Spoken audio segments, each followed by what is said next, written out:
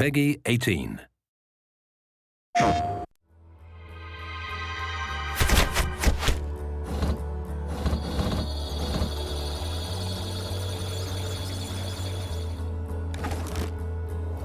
We wanted to have a big world for Watch Dogs, and it is. I mean, you can drive a very fast vehicle and cross the city, and we wanted to keep all the details and all the density of the city as you crossed it, and at 200 miles an hour. But more importantly, we wanted to have a deep city. We wanted depth. We wanted a lot of density.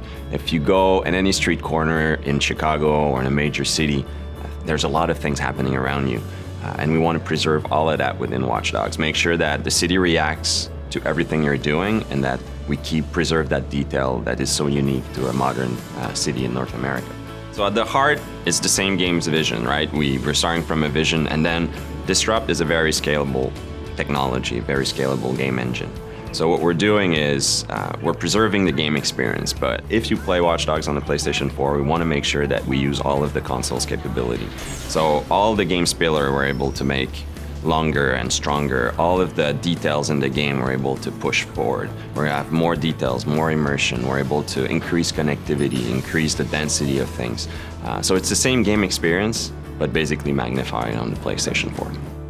It's not just the capacity of new machinery, it's also the capacity of players to create, to interact, to socialize. So when we started to talk about Watch Dogs to Sony, they got it immediately.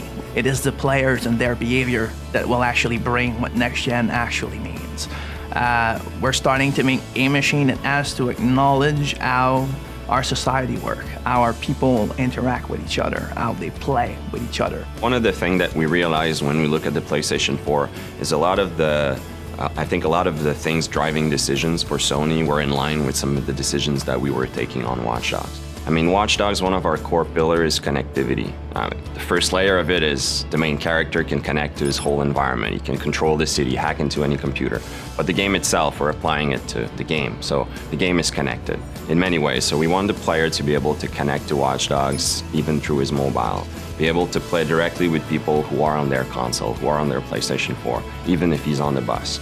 Basically being able to be attached to our game world, even when he steps out of the living room. We are definitely in Watch Dogs exploring very new way of expressing what online could be, what it means to be connected, especially in a game where connectivity is at the heart of it. We want the player to be surprised when he meets other players. We want him to be able to go from single player to multiplayer without having to go through a lobby, to menus, to various game settings. We want things to be natural. We want him to go to breach the wall between single player and multiplayer, if you want. I like to say that the best moments in Watch Dogs, the player is going to create them, and those are the moments we want him to go. When he goes to the office or at school the day afterwards, we want him to talk about it with his friends, right? Well, now if we're able to share a clip of that, it's even more concrete. It's your clip. You created that wow moment, and you can share a video of it. I feel like games are there to enable people to create, to think, to wonder.